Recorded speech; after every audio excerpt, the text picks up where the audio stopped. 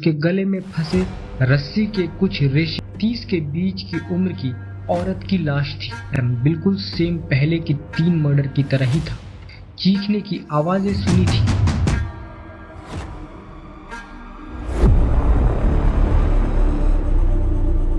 इस सच्ची घटना के बारे में जानने के बाद शायद आपका कानून से भरोसा उठने लगेगा।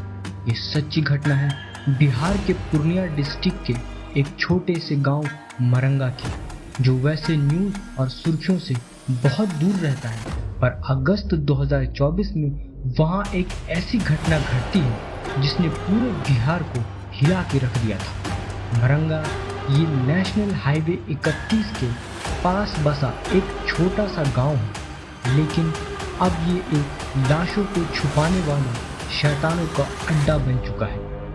क्राइम डॉक्यूमेंट्री के इस एपिसोड में मरंगा गांव के सारे राज खोलेंगे, तो स्वागत है आपका।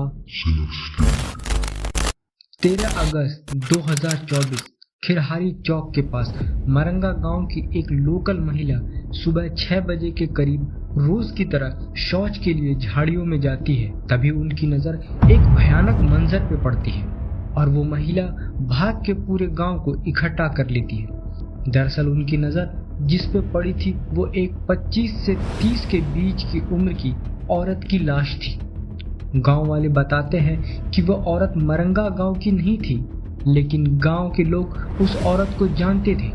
वो वहीं मजदूरी करने आई थी और शायद उसके बच्चे भी थे, लेकिन सच में ये औरत कौन है, कहां से आई थी या वो कहां की रहने वाली थी, ये किसी को मालूम नहीं था। उस लाश के गर्दन पे रस्सी का गहरा निशान था, चेहरे पे चोट का निशान था और कान के पीछे एक गोली भी मारी गई थी। थोड़ी देर में वहां पुलिस आ जाती है और जांच शुरू होती है। जांच में पुलिस को आसपास हरी चमकीली गोल्डन डिजाइन की टूटी हुई चूड़ियों के टुकड़े मिलते हैं, जो शायद उसी औरत के थे, और उसके गले में फंसे रस्सी के कुछ रेशे मिलते हैं, जो पुलिस फॉरेंसिक लैब टेस्ट के लिए भेज देती है और बॉडी को पूर्णिया के GMCH गवर्नमेंट मेडिकल हॉस्पिटल में पोस्टमार्टम के लिए भेज दिया जाता है। पुलिस बताती है कि वहां आसपास हाथापाई के कोई निशान नहीं थे, पर वहां पे 4 व्हीलर के टायर के कुछ निशान थे, जिससे कि अंदाजा होता है कि मर्डर कहीं और किया गया था और उसके बाद उसकी बॉडी को यहाँ मरंगा की झाड़ियों में डंप कर दिया गया था। गांव वाले बताते थे कि उसके कपड़े भी फटे हुए थे और शक था कि शायद उसके साथ सेक्सुअल असॉल्ट भी हुआ है, पर पुलिस इस पे चुप्पी साध लेती है। लेकिन गांव वाले के हंगामे और प्रेशर के बाद इंस्पेक्टर पुष्कर कुमार सामने आते हैं और कंफर्म कर देते हैं कि उसके पोस्टमार्टम की रिपोर्ट के हिसाब से उसके साथ सेक्सुअल असॉल्ट हुआ था और 2 अलग अलग मेल DNA भी उसकी बॉडी से मिले हैं। फॉरेंसिक रिपोर्ट से ये भी मालूम चलता है कि जिस रस्सी का इस्तेमाल उसका गला दबाने के लिए हुआ था वो पास के फैक्ट्री की ही बनी हुई है। गांव वालों से पूछताछ में पता चलता है कि एक दूध वाला है जिसने 2 बजे रात को एक ब्लैक कलर की SUV वहां आते देखी थी, और थोड़े पूछताछ के बाद एक और गांव वाला सामने आता है और बताता है कि उसने रात के 12 बजे के आसपास चीखने की आवाजें सुनी थी। इसका मतलब था कि वो तब तक जिंदा थी। पुलिस इस हत्या को एक प्लानिंग के साथ की गई नफरत और साजिश बताती है। इतना सब होने के बाद मरंगा के लोग पुलिस पर सवाल उठाने लगते हैं, और दरअसल उनका सवाल उठाना भी वाजिब था, क्योंकि वो लोग बताते हैं कि विक्टिम ने कुछ हफ्ते पहले पुलिस को अपने साथ हुए छेड़छाड़ की कंप्लेंट की थी, लेकिन पुलिस ने उसके कहने पर कोई FIR नहीं लिखा। अगर उस दिन पुलिस FIR लिख लेती और उन लोगों को पकड़ती तो शायद वो आज भी जिंदा होती। इसीलिए मरंगा गांव के लोग पुलिस से इतना गुस्सा थे। और हैरत की बात तो ये है कि लगभग इस बात को अब 1 साल होने वाले हैं और आज तक ना ही कातिल पकड़े गए और ना ही पता चल पाया कि वो बेचारी कौन थी और कहां से आई थी। मरंगा के लोगों में इस हादसे के बाद डर घर कर गया था और वो लोग इससे उभरने की कोशिश ही कर रहे थे, तभी ठीक एक हफ्ते बाद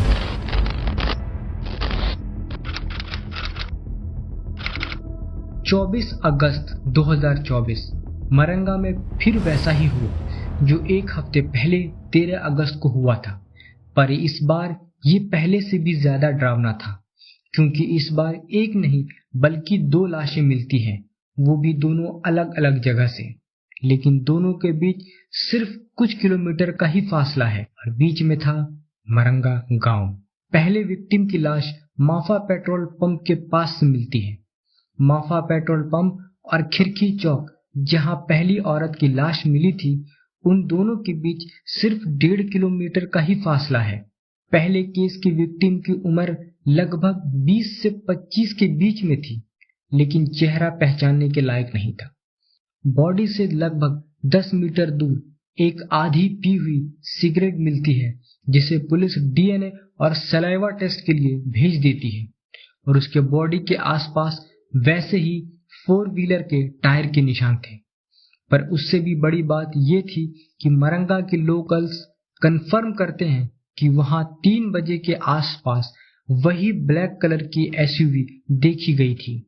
पोस्टमार्टम से पता चलता है कि मरने से पहले विक्टिम को बहुत टॉर्चर किया गया था, जिस वजह से उसका चेहरा पहचानने के लायक नहीं बचा था। और दुख की बात तो यह है कि आज 1 साल बाद भी उसकी कोई पहचान नहीं हो पाई है। अब चलते हैं दूसरे विक्टिम की तरफ। दूसरे विक्टिम की लाश उफरेल एरिया में मिलती है, जो कि माफा पेट्रोल पंप से 1.5 किलोमीटर और खिरकिरी चौक के बीच सिर्फ 3 किलोमीटर का फासला है। इस बार विक्टिम की पहचान होती है अनिल मंडल, 30 साल के वेस्ट बंगाल के कॉन्ट्रैक्टर। इसका भी गला घोंट के मारा गया था। पुलिस को इसके पॉकेट से एक पर्स मिलता है, जिससे उसके रूम का पता चलता है कि वो कहाँ रहता था। पुलिस उसके रूम में जांच शुरू करती है और वहां मिलता है एक नोट, एक धमकी भरा नोट, जिसमें लिखा था, पैसे दो वरना अंजाम बुरा होगा। ये केस कोई फिरौती का केस मालूम होता है, पर सवाल ये था कि किया किसने? क्या ये उन्हीं लोगों का काम है या ये कोई अलग ग्रोह है? एक ही दिन 2 मर्डर उस गांव के आसपास जहां के लोग पहले से ही इतना डरे हुए थे। क्या ये कोई इत्तेफाक था या किसी खूनी ग्रोह ने मरंगा को लाशों का डंपिंग जोन बना लिया था, जहां पे वो अपने गुनाहों को छुपाने के लिए आते थे? इन सवालों से अभी वहां के लोग उभर नहीं पाए थे। और तभी ठीक फिर से 1 हफ्ते बाद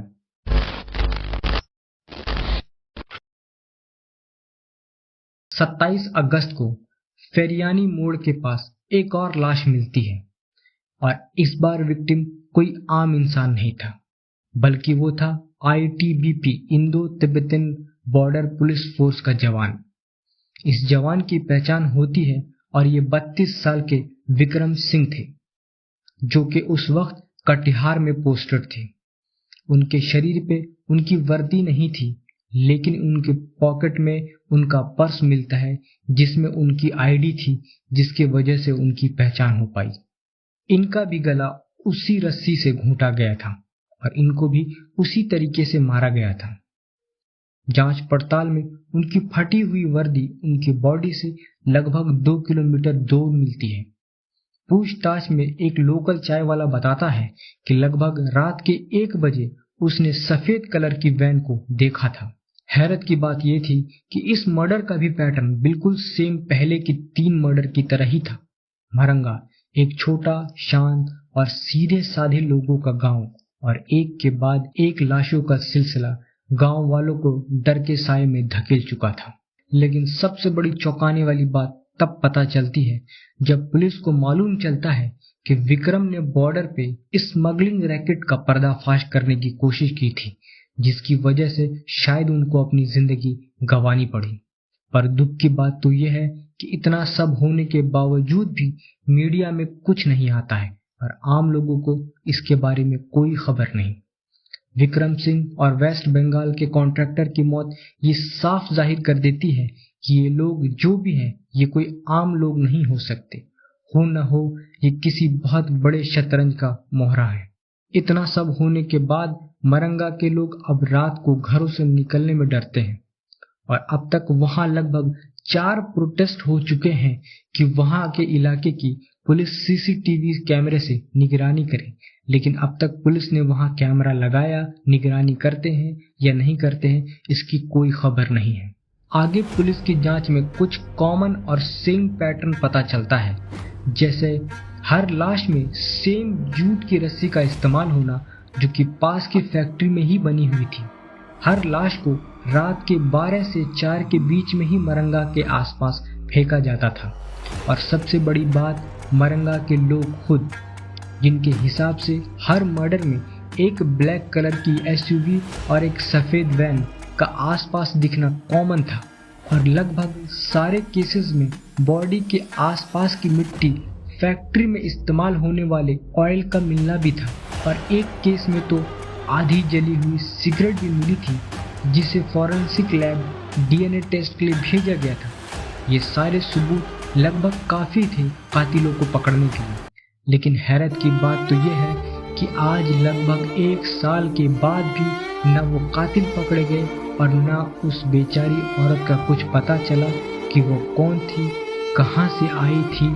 बस लोग इतना जानते थे कि वो वही काम करने वाली मजदूर थी जो मजदूरी करने आई थी और शायद उसके बच्चे भी थे जिनका क्या हुआ किसी को अभी तक कुछ भी मालूम नहीं।